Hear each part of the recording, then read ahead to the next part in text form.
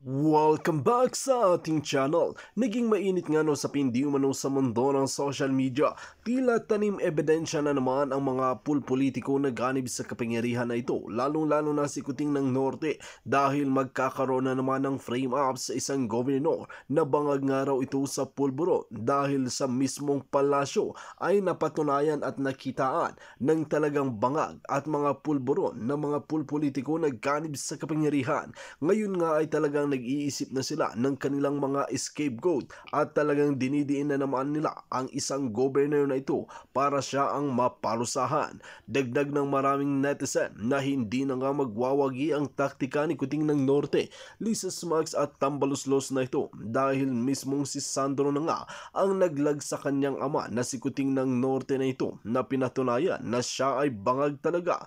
Ngayon nga ay talagang hindi na nga makakawala itong si Kuting ng Norte na ito dahil sa kanyang ginawa at dahil sa kanyang ginawa ng anak na paglalaglag sa mga kabangagan ni Kuting ng Norte na ito. At matatandaan natin mga kaibigan, pati nga si Senador Amy Marcos ay hindi na di umanong masikmura ang ginagawang mga kabalbalan sa loob mismo ng Malacanang at Palasyo sa mga karumal-dumal na gawain at talagang kawawa ang taong mahihirap dahil sa mga pulpolitiko na ganib sa kapangyarihan na ito at lalong-lalo na sa namumuno na si Kuting ng Norte na sobrang hina na tama pala talaga ang sinabi ni Tatay Digong na weak leader nga ito. Dito natin mapapatunayan na nagkakatotoo ang sinabi ni former President Rodrigo Duterte na sobrang huna ni Kuting ng Norte.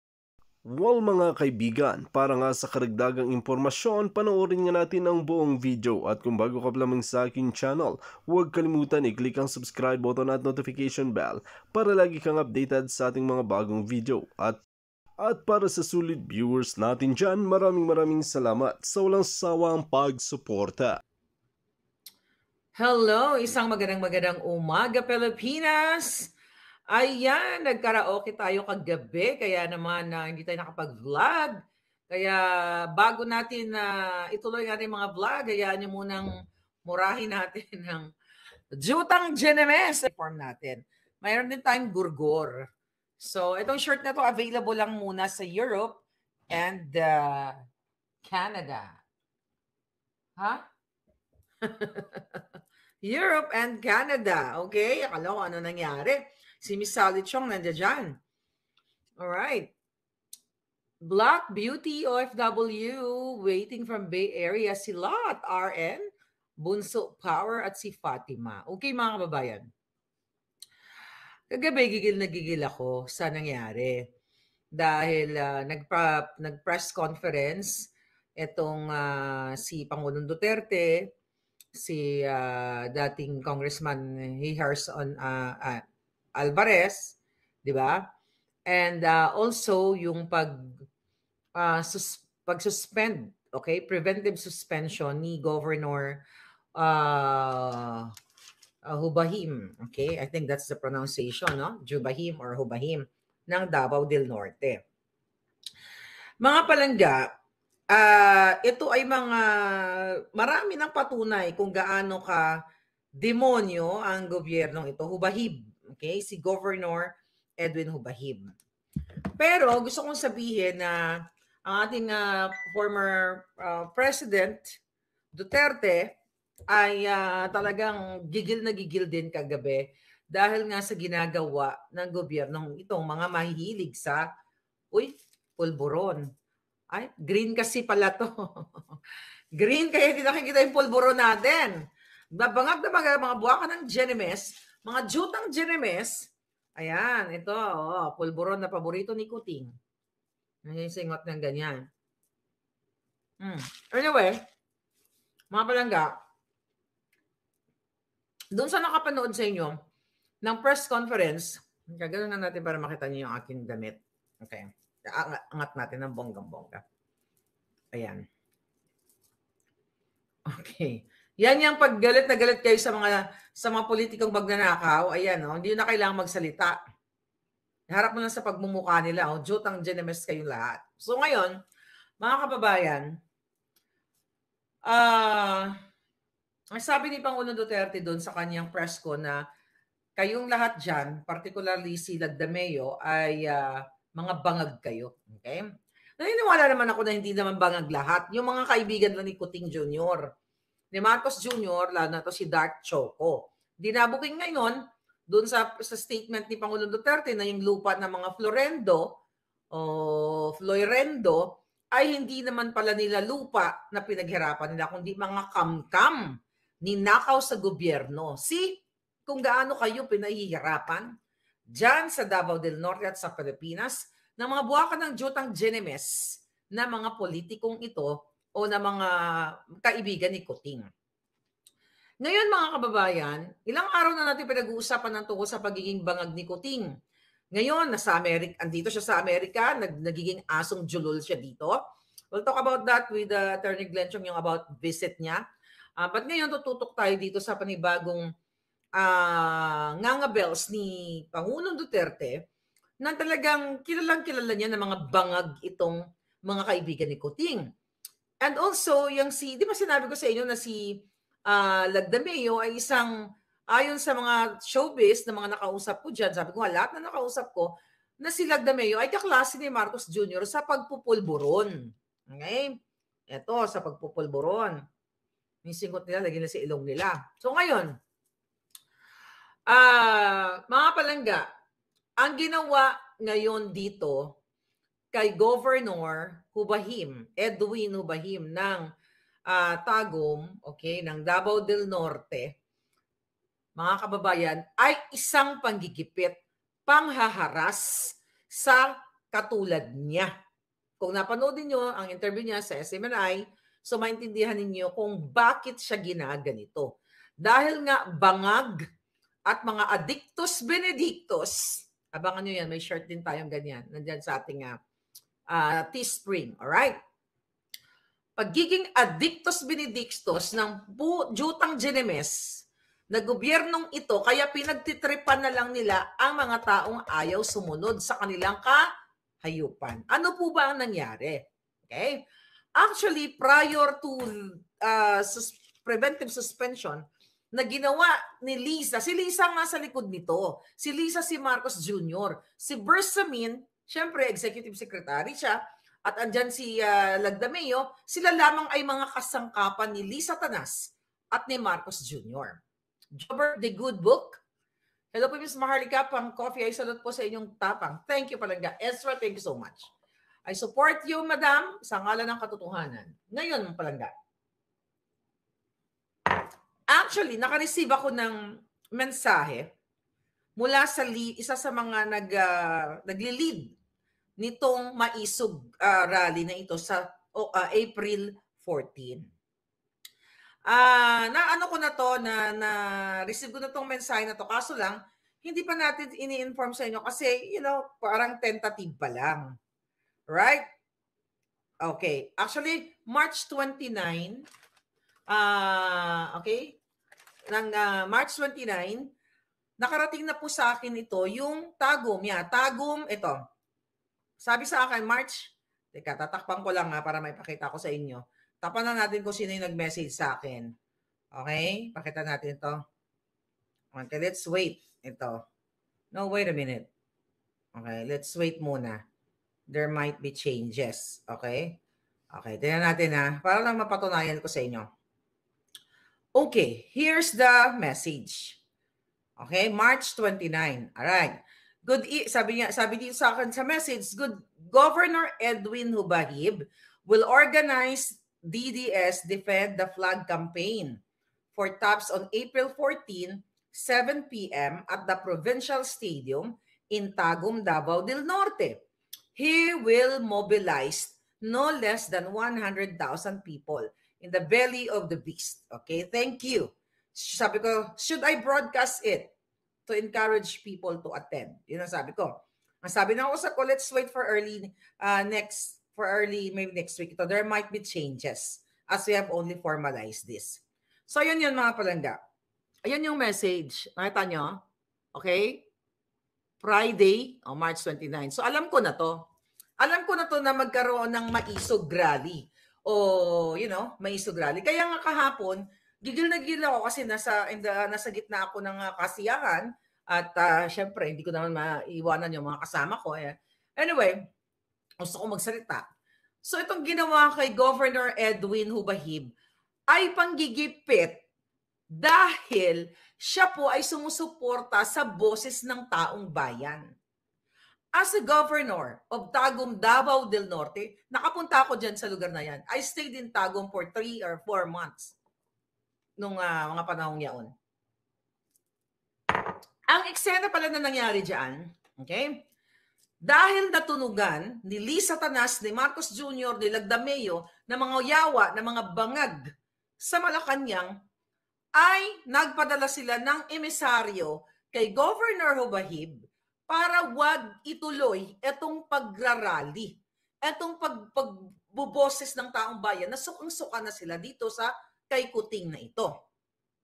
Based sa interview ni Hubahib, ni Governor na lang, ay pumunta si Bangag Lagdameo, okay, si Bangag na Bangag Lagdameo yung Jutang Ginemes, doon sa Tagum kung saan nagpadala siya ng emisaryo sa opisina ni Governor na, hey, nandito si Durugista o si Pulboronic Lagdameo na sa restaurant, aantayin ka daw niya doon, pumunta ka daw doon kasi mag-uusap kayo. Dahil pag-uusapan nga kung paano kumbinsihin si Governor na hindi na mag-organize o wag makipag-participate dito sa gaganaping rally itong parating na April 14.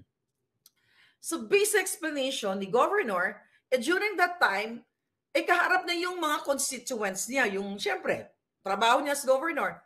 Kumbaga, office hour, working hours, nung pinuntahan siya ng emisaryo nitong Jutang Ginemes na si Dark Choco, si Lagdameo na bangag, pinangalanan naman ni Pangulong Duterte na si Lagdameo ay isang bangag na bangag, di ba mga palangga? So dahil mas pinili ni Governor Hubahib ang kanyang trabaho at ayaw niya hindi nga siya pumunta doon kay Lagdameo dahil working hours yun, kaya eto pala yung nangyari na nagkaroon ng preventive na sinuspend siya ng ganun-ganun na lang. Ano ba ang eksena dito? Basahin muna natin kasi doon sa hindi nakaka-follow, kailangan intindihin muna natin. Mga kababayan, kaya kailangan nyo ng kumilos, kailangan nyo ng mag-speak up lahat. Kasi, tubig, nga palangga, ito nga, ang opisina ni Kuting Jr., ang Office of the President, ang nagdesisyon na siya ay suspindihin ng walang due process. Walang due process, ibig sabihin illegal na pagsuspindi sa kanya dahil ayaw lang ng governor na ito, mga kababayan, na magpauto o ayaw lang ni governor na sundin yung maitim na si Dark Choco, na maitim talagang budi. Ayaw lang niyang sundin na pinipigilan siya na wag ituloy nga itong maisog rally na ito sa April 14. Okay, anong date na ba dyan ngayon sa atin? 12 na dyan, di ba? So 2 days from now. Pero tuloy pa rin yung rally na yan. So ngayon mga kababayan, basahin ko muna. Okay? Ang sabi dito, from the Office of the President. Okay, di ba? Nakita niyo naman to, itong letter na to, di ba? Okay, basahin na lang natin. Office of the President. Office from Kuting. Okay? Board member Orly Abit. Okay? Ito ay administrative case ha. District 2 of Davao del Norte complainant versus Governor Edwin Hubahib. Okay? Province of Davao del Norte. Ngayon mga kababayan, ang order ni Lisa Tanas at ni Kuting Jr., tandaan ninyo, si Marcos Jr. ay isa lamang tau-tauhan ni Lisa. Isa lamang aso si Marcos Jr. Si Marcos Jr. ay bangag, hindi kayang mag-isip. Si Marcos Jr. ay isang tamad, isang bangag, Pulboronic at Jutang Ginemes. Alright? So sabi dito order, before this office are the 24th of November 2022 affidavit complaint filed by board member Orly Amit against Governor Edwin Hubahib for grave abuse of authority and oppression. And the October 9, 2023 verified answer of the letter. Okay? Ngayon, mga palangga, after a preliminary evaluation and consideration of the parties' allegations and evidence, this office finds strong evidence of guilt against Governor Hubahib. Likewise, given the gravity of the offense charged, there is a great probability that his constituents in office could influence the witnesses or pose a threat to the safety and integrity of the records and other evidence. Okay? Wherefore, premises considered and pursuant to Section 63 Republic Act Number 7160, otherwise known as the Local Government Code 1991, and Section 1, Rule 6 of Administrative Order Number 23, 1992, of this office as amended, Governor Hubahib is hereby placed under preventive suspension for 60 days effective immediately upon receipt of this order. So imagine yung mga palangga. Pinaliwanag ni Governor Hubahib yung reklamo, yung administrative complaint na sinasabi ng Malacanang. Yun daw po yung administrative na nireklamo nitong kaniyang board member dahil sa ang kaniyang sasakyan na in-issue ng Office of the Governor ng Kapitolyo, okay, na pick up ay bagong issue during that time, ay sinasabi nitong si board member na hindi naman ginagamit. Okay? Yung issued car, na officially issued car na gagamitin niya sa kanyang trabaho as board member, tama ba? Yeah, board member, ay nakatenga lang daw sa bahay. Kaya naman, dalawang issued cars, okay, ang hawak nitong si si board member na ito. Isang luma na pick up at isang bago. So, ang ginagawa nitong itong board member na to, iniiwan niya yung bagong sasakyan sa bahay niya at parang sinasabi pa niya hindi naman daw ginagamit, so nakatenga lang. So, ang ginagamit niya yung luma. You know what? Habang naririnig ko, ang iniisip ko noon, baka hindi niya ginagamit kasi pinapagamit niya sa pamilya niya. 'Di ba? Kasi dalawang issued cars niya 'di ba? So, yun ang aking sa tingin. Pero wag na tayo lumayo. Balik tayo dito sa issue sa kotse na 'to. So, dahil kulang, okay, sa motor vehicles o sa mga sasakyan, ang Department of Engineering nitong Kapitolyo na nasasakupan dito nga sa Davao del Norte ay ni-recall, okay, ni-recall ng governor na ibig sabihin, since hindi mo naman ginagamit, ibalik mo na yan. Okay? Ibalik mo na yan at ipagamit natin sa ibang departamento, which is yun nga yung engineering department. You know what, mga palangga? Okay? Napakababaw. Kasi saka ang explanation dyan ni governor na after a month, okay, dahil nagreklamo nga ito itong board member na ito, after 1 month of that, administrative issue nila, ay isinuli din, ibinigay na rin sa kanya, dahil nag-usap sila, okay na raw sila, wala naman silang pinag-awayan na. I mean, normal lang na may mga eksenang, may mga administrative issue, then ibinalik na uli yung bagong sasakyan sa kanya. And also, pero yung luma ay hindi na pinagamit sa kanya, binigay na nga dun sa engineering department. So mga kababayan, bakit, question, kung talagang linawagin natin ang ating mga kaisipan, bakit kailangan ng dalawang issued cars? Okay, ng kotse, ng dalawang pick-up, nitong isang, imagine mo, pa lang to, board member pa. Bakit kailangan ng dalawang kotse, by the way? Kaya niya bang i-drive yan ng sabay? Ano siya? You know what I mean? So, again, na-settled na nila. But all of a sudden, dahil hindi nga pumapayag itong si governor sa gusto ni Lagdameo na wag ituloy ang Maisog Rally, ito ang nangyari ngayon. Siya ay, what? Inopress. Pero ang palabas nila dito sa kanilang letter from the Office of the President, Office of the Kuting, mga palangga, si governor pa ngayon ang nagkaroon nag-abuse ng kanyang authority at oppression. Sino ngayon ang nag-abuse dito? Ano ang ginawa ni Lagdameo, ang Office of the President, dahil sub siya di ba? Secretary, assistant yan si Kuting, si Lagdameo, so under siya sa Office of the President. Ibig sabihin, excessive use of power ang ginawa ng mga jutang genemies na ito. Sila ang tunay na nangharas. Sila ang tunay na gumamit ng what?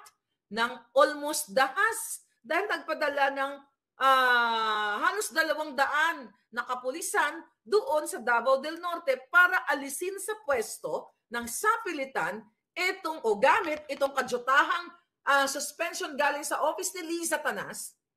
Tinanggal ngayon o gusto nilang inalis nga si governor at pinilit nilang pasumpain yung vice governor na si Uy. Okay, na Uy ang pangalan para nga naman maipwesto nila dahil yun ang kakampi nila Liza Tanas. So, eto ang what?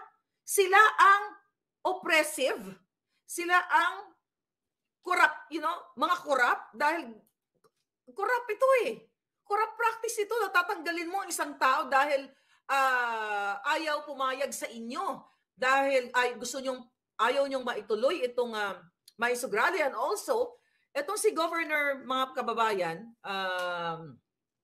Tagum Governor, ay siya rin ay isang advocate siya at isa siya dun sa nagtestigo sa Senate hearing na kung saan sinasabi ni Governor na ang mga kasabwat ni Liza, yung mga taga-DSWD ay ginagamit yung mga pondo ng AIX, yung mga para sa mga estudyante, mga palangga, okay?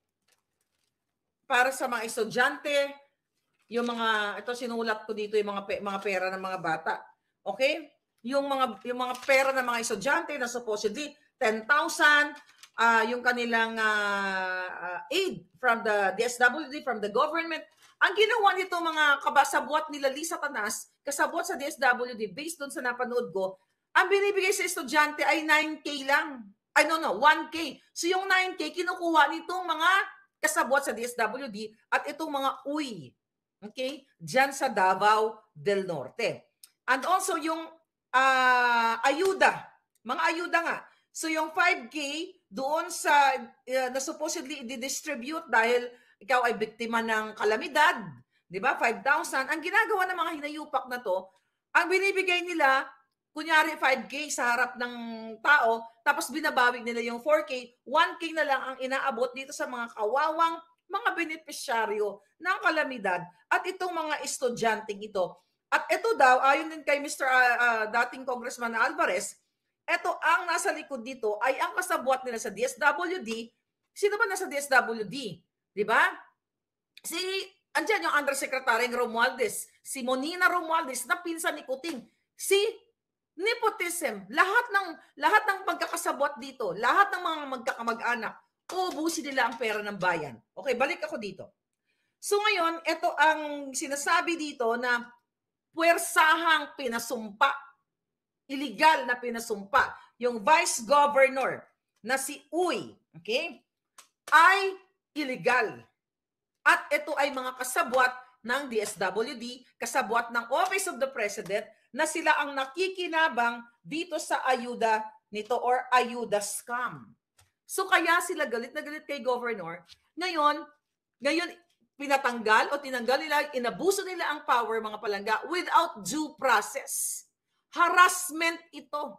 Harassment, discrimination dahil hindi nila kaalyado at ayaw pumayag itong si Governor na wag i-cancel itong maisugrali na ito. Mga kababayan, malinaw na sila ang, alam nyo na bangag itong buwaka ng Genemes na gobyernong ito dahil hindi nila, mga palangga, dinaan sa tamang proseso. Hindi na to kailangan dumating pa sa Office of the President yung usapin sa LGU. Pero dahil abusive of power, mga kababayan, hindi na nga sila nag-gather ng mga ebidensya para patunayan kung itong board member ba ito ay nagsasabi ng totoo, di ba? Walang proper investigation. So, ura-urada lang, may nag-report lang, nagdesisyon sila ng gano'n na lang kasi gusto nilang alisin itong sitting governor. So, sino ang nag-o-oppress? Sino ang sino ang may kasong grave abuse of authority? Kundi itong jutang Genemes na gobyerno ni Marcos Jr. at ni Liza Tanas dahil hindi nila sinusunod ang legal na pamamaraan at yung tamang proseso ng ating hustisya. At ito po ay pagyurak din sa karapatang pangtao ng governor dahil hindi siya idinaan sa tamang proseso at ito ang tawag dito ay politically motivated o political repression ng mga hinayupak na ito. Oppression, repression, lahat na ng kadyutahan na ginagawa ng gobyerno ni bangag na hindi dinadaan sa tamang proseso ang kanilang mga corruption practice, pag-aabuso nga, walang legal na pamamaraan ay isang hindi dapat ninyo pinapayagan. Bakit? Ang kapal ng mukha mo, Marcos Jr., Liza Tanas. Kung meron mang grave of abuse of power dito, mga kababayan, walang iba kundi sila. Ang pagkikidnap lang ni Liza ng mga bata. Ano yan? Waka ng Genimis nyo. Ang pagkidnap ni Liza Araneta Marcos sa 2 bata sa Turkey, ang pag-extract, anong tawag dyan? Ayaw nyong hulihin? Kongreso, Senado, ayaw nyong imbestigahan? Ha? Mga hayop kayo. Pero itong governor, dahil ayaw lang pumayag sa gusto nyo at nilagdameo na wag ituloy ang pagsasalita, pag-speak up. At based dun sa conference na sinabi ni ni Congressman Alvarez na kung ayaw pumayag ni governor, gagawa nila ng paraan para tanggalin si governor na ito. Elected siya ng Davao del Norte, pero tinanggal nila ng illegal. Sino ka na ikaw lamang ay isang ordinaryong nurse, teacher, tenderas, call center agent o doktor? Kaya kang ipakidnap ni Liza kung gusto niya. Kaya kayong ipagurgur ng mga mga jutang Genimis na ito. Kaya ako galit na galit sa mga bangag na ito. Bangag, sabi nga ni Pangulong Duterte, umakyat kayo dyan lahat na mga bangag kayo, yung mga kaibigan ni Kuting. See, mga kababayan, bakit tinanggal si governor? Kasi, number 1, ayaw sumunod ni governor sa kanila na na pinigilan siyang makiisa sa rally. Another number 1, dahil nagsalita ito si governor na ang mga kampo ni Marcos Jr. at ni Liza Ahas, lahat ng mga jutang Genimis, mga hinayupak, mga jutang Genimis, mga palangga, ay kasabwat sa scam o pagnanakaw sa AIX, pagnanakaw sa mga ayuda na para sana mapunta sa mga kabataan, pero kinakat nila from 5,000 dapat, bigay lang 1,000, 4,000 ilalagay sa bulsa ng mga jutang Genimis na ito. Kaya dapat nyo nang magsalita. Imagine nyo, tapos yun nga, ayaw sumunod, tatakutin nila Dameo. At what? Based ito sa press conference. And also, mga kababayan, sino ba itong mga putang inan ito, mga adictos benedictos na ito? Ha? Sino ba kayo sa tingin ninyo? Dahil kayo dyan ay naupo sa illegal na pag-upo ni Marcos Jr. dahil nakipagsabuatan si Liza Ahas sa Smartmatic. Ayan, ulit-ulitin natin na signed affidavit ni Glenn Chong na si Marcos Jr. ay hindi nakakuha ng boto ng 31 million dahil si Liza ang nagmaniobra at nakipagsabuatan sa Smartmatic. Sino yung mga jutang Genimis na yan, mga bangag na namumuno sa inyo? Mga bangag. You have to get up and speak up. Tapusin nyo na tong mga to. Dahil lalo kayong gigipitin. Again, governor na ito, meron siyang power, meron siyang koneksyon. Pero pinadalhan ng parang isang buong sandatahang lakas. 200 police. Baka mahigit pa. Para siya ay persahang tanggalin sa kanyang elected position. Dahil lang ayaw niyang sumunod sa bangag na sila Dameo na wag ituloy itong maisugrali na ito. At isa rin si governor, okay, na advocate. At siya rin ang umaalma na hindi siya pumapayag sa jutang Genimis o persahang initiative yung People's Initiative na yan, okay, na ayaw niya ituloy yan, hindi ayaw niya ito, nag-u-oppose siya. Kasi nga, eto'y nakita niya na pinopondohan ni Martin Romualdez, na Speaker Tambaluslos, etong mga kasabwat niya, katulad nila Uy at kung sino-sino pa dyan sa Davao del Norte, para isulong etong People Initiative na. So, connect-connect. Ang sabi pa nga ng emisaryo, okay, ni Lagdameo, sinabi niya dito kay, tama ba, kay Governor na malaki na ang nagagastos ni Martin Romualdez na pera sa pamimigay na suhol dyan sa mga tiwali sa Davao del Norte. Hindi pera ni Martin yan, pera ng taong bayan. Kaya no wonder, galit na galit si Pangulong Duterte kagabi sa kanyang press conference. Kahit ako, galit na galit ako, mga palangga. Kaya itong mga men and women in uniform, sabi ko nga, okay, tambabutod. Second year college lang pala naging presidentang ina, sabi nga, buti pa ako naka 72 units. Alam mo, mga palangga, bangag nga eh. Ang issue kasi bangag. Okay? Undergraduate nga. Kaya nga, buro ang ginawa niya, kaya hindi nakatapos yan, nagbangag-bangag. Di ba? Nagpulburon. So mga kababayan, doon sa ano na yon, sa ang tawag dito?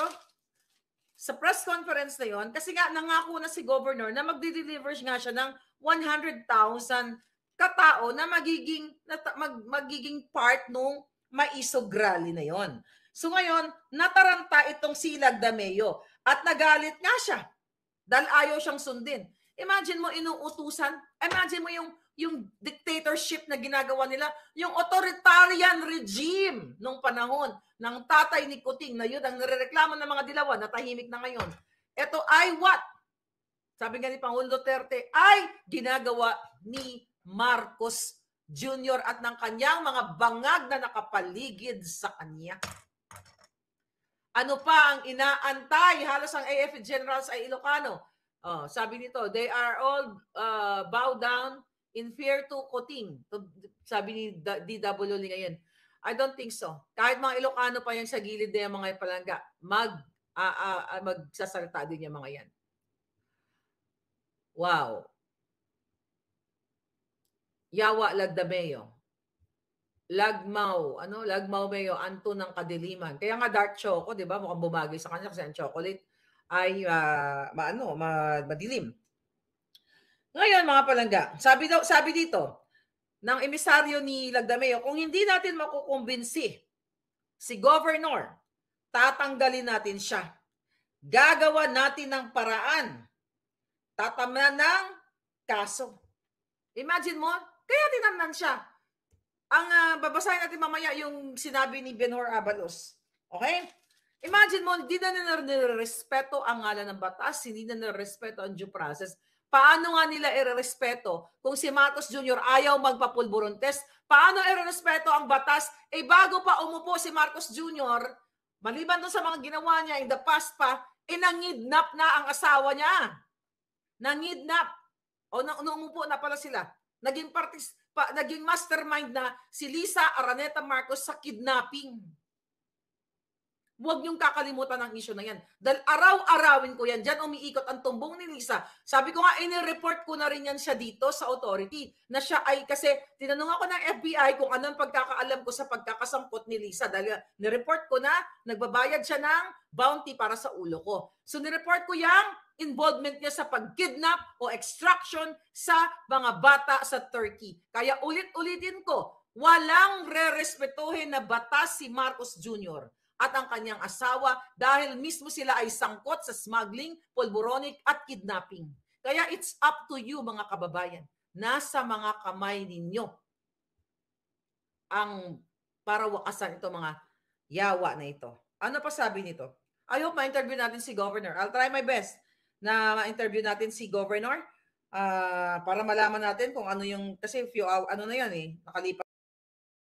Dito nga natin makikita mga kaibigan na talagang pinagtatawanan na lang tayo ni Kuting ng Norte na ito dahil siya mismo ang naghahari-harian sa loob mismo ng palasyo at ginagamit ang kanyang salapi para mapatumba at mapawalang bisa ang mga kasong hawak at sinampa sa kanya. Dito nga natin makikita mga kaibigan na talagang hindi nga talaga patas itong si Kuting ng Norte kung lumaban dahil bakla nga talaga ito at walang bayag. Well mga kaibigan, kung kayo ang tatanungin, ano ang inyong mga opinion? Just comment below sa ating comment section at ating pag-uusapan.